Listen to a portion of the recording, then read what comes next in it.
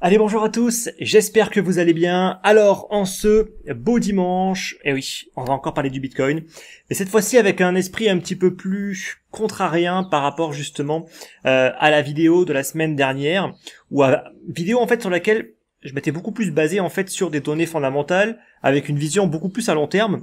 Aujourd'hui, avec un petit peu ce qui s'est passé sur le Bitcoin, on va essayer en fait d'avoir une vision un petit peu plus à court terme, notamment en se basant sur l'analyse technique, parce que je pense qu'il est quand même important de bien mettre les choses dans le contexte, de bien expliquer qu'est-ce qui pourrait se passer, surtout sur le court terme, pour éviter en fait les mauvaises surprises. Il y a beaucoup d'excitation, beaucoup de FOMO, je vois des vidéos qui partent un petit peu dans tous les sens, donc on va essayer un petit peu de recadrer un petit peu tout ça, et d'être beaucoup plus rationnel. Alors, c'est vraiment important. C'est une vidéo qui est exprès à l'inverse total en fait de la vidéo que j'ai fait la semaine dernière. Alors, on va commencer par l'analyse du Bitcoin. Donc là, on va essayer en fait de prendre toujours du recul et puis après, on va un petit peu plus zoomer. On va d'abord se mettre en hebdo. Donc, une bougie égale une semaine. Là, vous avez le graphique du Bitcoin. Actuellement, bien sûr, la clôture n'a pas encore eu lieu. Elle aura lieu ce soir. Donc, si en tout cas, le Bitcoin maintient les niveaux actuels, le message il est clair, le signal il est clair, c'est la hausse. On a vraiment cassé la dernière zone de résistance qu'on avait entre les 12 et les 11 000 $. Pour l'instant, on est largement au-dessus. On voit qu'on a une belle bougie qui justement casse cette zone en hebdo. Donc clairement, le signal, il est clair. Il n'y a rien de plus à dire. Honnêtement, en weekly, on est à la hausse et on est en train de casser cette énorme zone durant laquelle en fait le Bitcoin a énormément consolidé. Cette zone-là en fait n'avait jamais été cassée. On était venu en fait la chercher à plusieurs reprises. Cette fois-ci, on est en train de faire une percée. Et je précise bien, hein, pour l'instant, il n'y a pas eu de clôture. Si jamais on a une chute qui arrive aujourd'hui par exemple et que on clôture en dessous en fait de cette zone-là, ce sera de nouveau un signal d'échec et à mon avis, on ira chercher beaucoup plus bas. Donc ça, il faut bien le comprendre. Faut vraiment pas s'exciter trop tôt. Le weekly, c'est ce qui permet en fait d'éviter au maximum les faux signaux. Même le daily, hein, donc les bougies en journalière, honnêtement, on peut encore avoir pas mal de faux signaux. Donc le weekly, c'est à mon sens le meilleur compromis. Je vois certains qui se mettent en mensuel, en trimestriel. À mon sens, ça sert à rien parce qu'en fait, on va jamais rentrer en attendant des signaux mensuels ou trimestriels. Sinon, vous allez rentrer beaucoup trop tard. Donc certes, vous prenez aucun risque, mais en même temps, vos gains vont être ridicules. Donc ça aussi, c'est toujours la même histoire entre rentrer trop tôt, rentrer trop tard. Bien évidemment, en fait, que plus on veut rentrer tôt, plus on va être soumis à des risques de faux signaux et de retournement au final de tendance. Donc par rapport au weekly, honnêtement, il y a rien à dire quoi. Oui, c'est haussier et si on clôture comme ça, honnêtement, il y a rien à dire. Le Bitcoin, à mon avis, il est parti en fait pour pousser. À noter quand même que même en weekly, on est sur une zone de résistance qui est le haut des bandes de Bollinger. Ça reste au final une potentielle résistance. Maintenant, c'est la seule que je vois actuellement, vu qu'on a vraiment on s'est vraiment affranchi en fait de la principale zone de résistance. En tout cas, ça reste uniquement mon analyse et mon avis, c'est peut-être pas en fait l'avis de tout le monde. Si on avait tous exactement le même avis, on ne vivrait pas en fait dans le monde dans lequel on vit aujourd'hui. Maintenant, si on zoome et qu'on se met en journalier, donc une bougie est égale à une journée. Là, pour le coup, le contexte il est un petit peu différent. Alors, on s'est toujours affranchi en fait de cette zone. On a fait effectivement un nouveau plus haut par rapport au précédent plus haut, mais on a buté parfaitement. Et honnêtement, là, on le voit sur la droite de tendance, on a buté parfaitement sur la zone des 13 000 $, qui était en fait une zone plutôt évidente pour les traders de prise de profit. Là, on le voit, on a eu un premier point de contact, puis un deuxième point de contact il n'y a pas très longtemps. Et là, la mèche, elle s'arrête pile poil sur la droite de tendance qui confirme en fait cette droite avec un troisième point de contact. Je rappelle que pour qu'une droite soit pertinente, il faut au minimum qu'il y ait 3 points de contact et si possible que les points sont parfaits. Ça veut dire que très souvent on trace des droites quand ça nous arrange, mais on prête pas forcément attention aux mèches, et puis les mèches dépassent, etc. Bon, là c'est vraiment ultra propre, on voit que ça s'est vraiment pile arrêté en fait dessus, et on voit également qu'on était soutenu par une droite de tendance qui soutenait en fait le prix à la hausse, qui elle aussi est extrêmement pertinente. Il y a au moins 5 ou 6 points de contact parfaits. Donc on était vraiment en fait dans une sorte de range. Alors c'est pas forcément vraiment le range parfait, mais en tout cas on était vraiment en train d'osciller avec des points bas qui n'arrêtaient pas en fait d'être de plus en plus hauts et des points hauts qui n'arrêtaient pas également d'être de plus en plus hauts. Donc on était vraiment sur un canal haussier. Maintenant, est-ce qu'on va casser en fait le canal haussier? C'est ce que tout simplement va impacter, c'est ce qui va impacter en fait le prix sur le court terme. Si on casse tout de suite cette zone, honnêtement, autant sur le court terme que sur le long terme, tous les signaux sont au vert. Par contre, on peut très bien recorriger, aller rechercher en fait la zone des 11 000 $ sans aucun problème, tout en au final restant dans une tendance qui est plutôt haussière sur le long terme.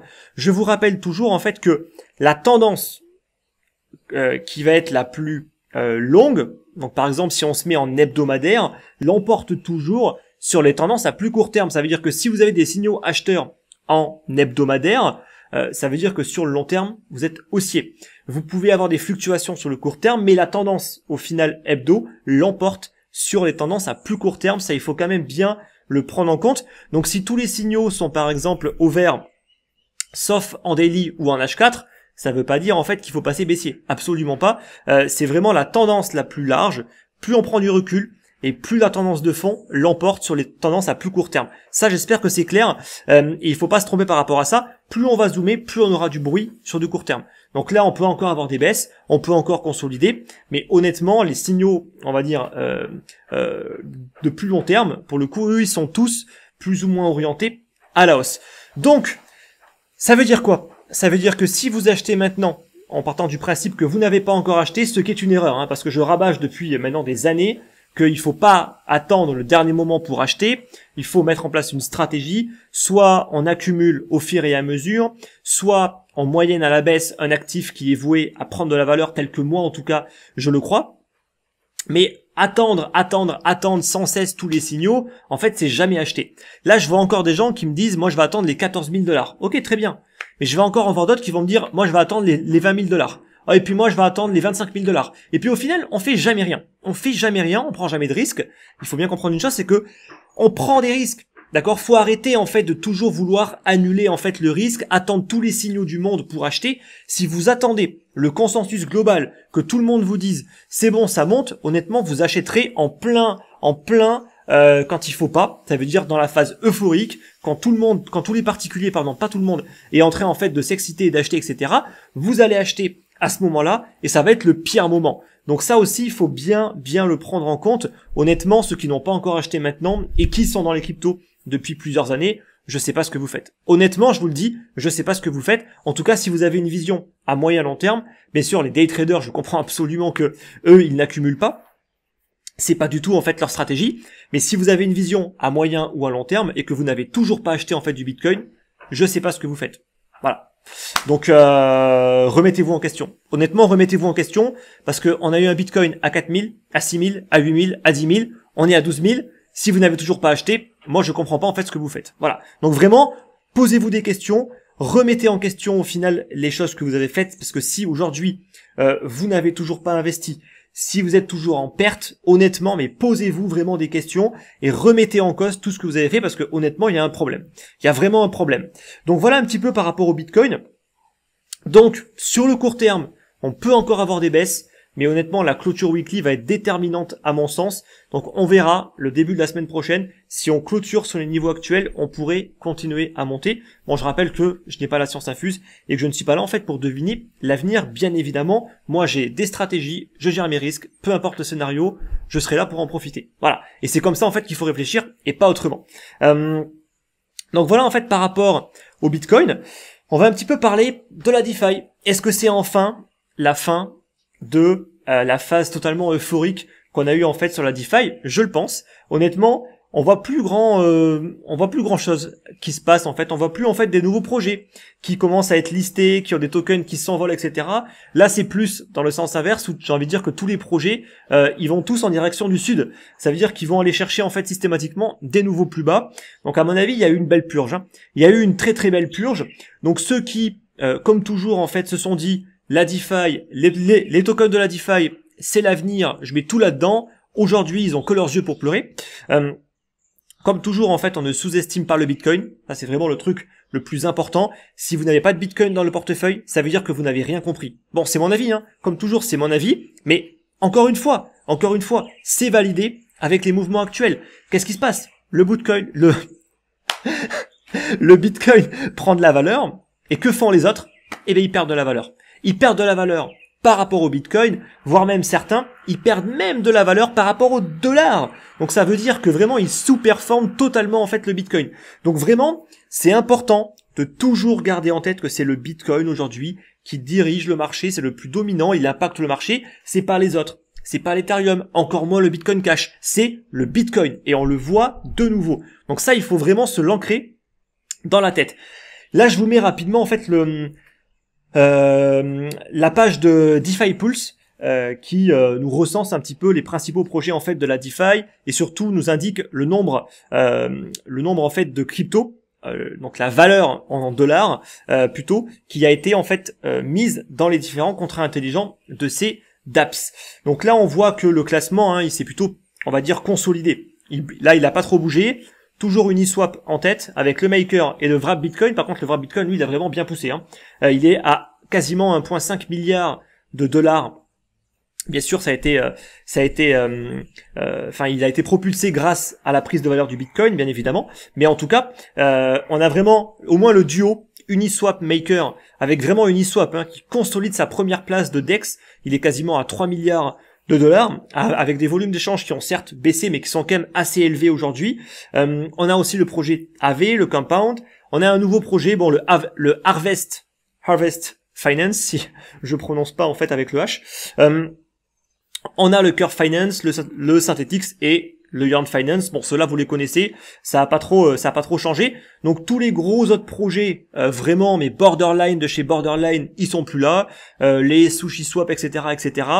Bien sûr que l'exubérance qu'on a eue sur les pools de liquidité qui délivraient en fait des rendements complètement délirants, eh ben c'est fini, il n'y en a quasiment plus. Bien sûr, parce que c'était en fait possible et soutenable durant un très très court instant, parce que les tokens qu'ils distribuaient prenaient de la valeur. Là aujourd'hui, ils font que perdre de la valeur, donc bien évidemment ça n'intéresse plus personne. Et bien sûr, il y a eu tout un tas en fait de scams.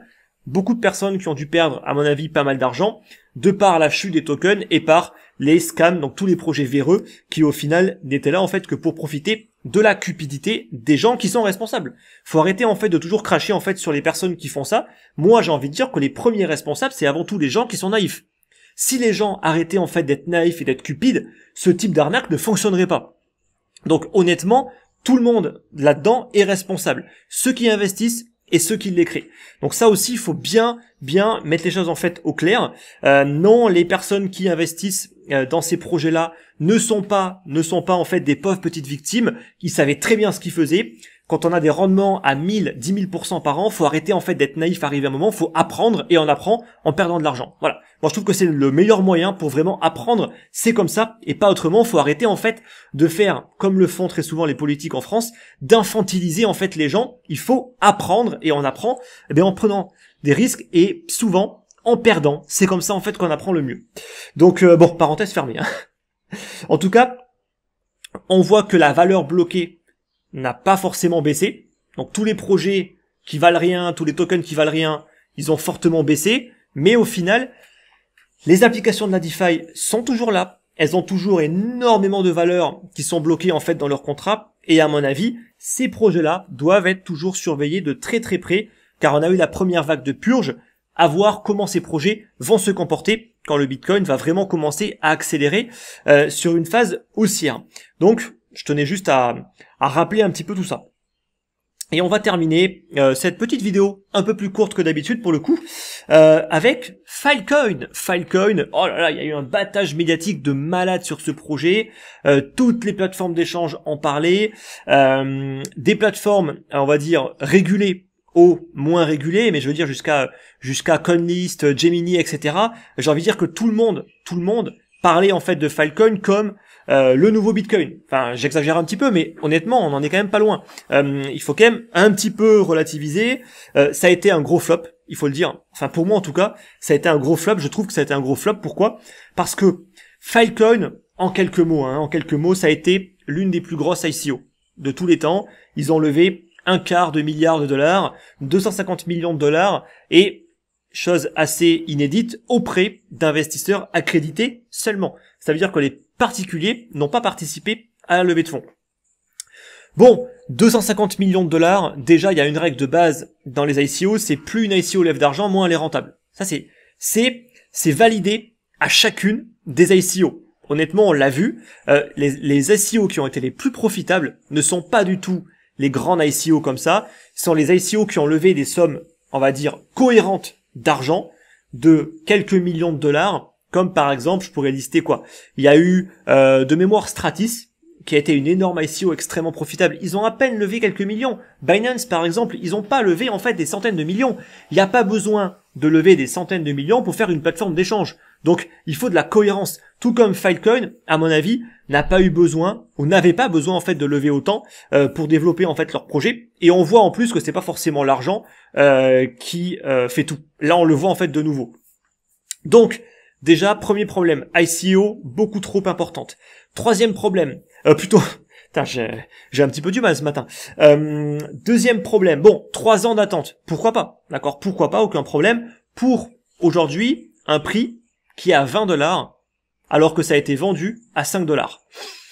Donc honnêtement, multiplié par 4 son investissement en 3 ans, dans les cryptos, avec le risque encouru, c'est ridicule. Franchement, c'est ridicule. J'ai pas honte de le dire, c'est ridicule.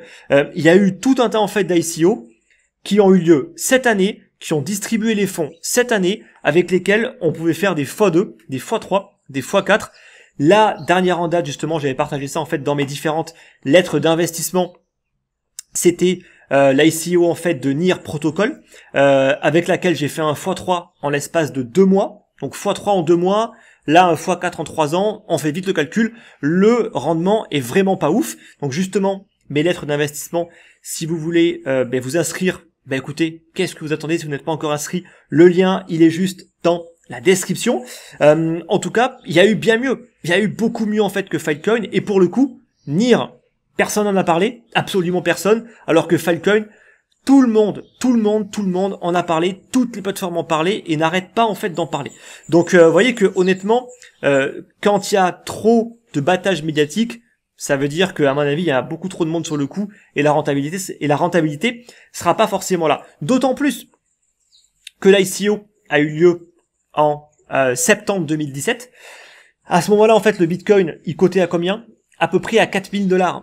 Donc ça veut dire quoi? Ça veut dire que si vous n'aviez juste en fait que gardé vos bitcoins, vous auriez quasiment, au final, eu le même rendement.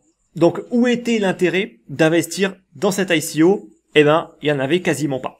Donc ensuite, il y a eu des problèmes. Il y a eu des problèmes qui ont bien sûr fait en fait que le token ait perdu de la valeur, notamment au niveau de la rentabilité des mineurs. Alors là, j'ai pas le temps de vous expliquer en fait tout le modèle économique de Filecoin, c'est assez complexe, je vous le cache pas. En tout cas, Filecoin, dans les grandes lignes, vraiment, je vais simplifier au maximum. C'est une application qui a été développée pour proposer du stockage d'informations dans la blockchain, principalement dédié aux applications de la blockchain qui vont toutes devoir stocker à un moment ou à un autre leurs données de manière décentralisée dans la blockchain.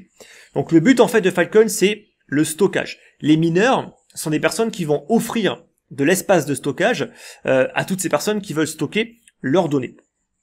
Pour que les mineurs ne corrompent pas les données, bien sûr, il faut qu'il y ait une perte possible d'un point de vue financier, comme c'est le cas en fait pour les mineurs, par exemple du Bitcoin. Si jamais en fait ils tentent de modifier en fait des règles, ils peuvent perdre en fait le bloc qu'ils auraient pu créer. Donc il y a une perte financière.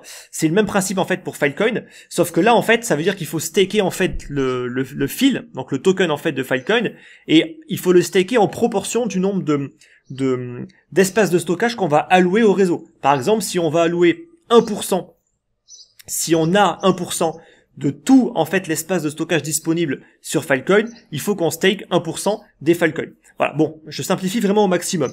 Donc ça c'est vraiment pour inciter à ne pas corrompre les données, sinon il y aura une punition financière.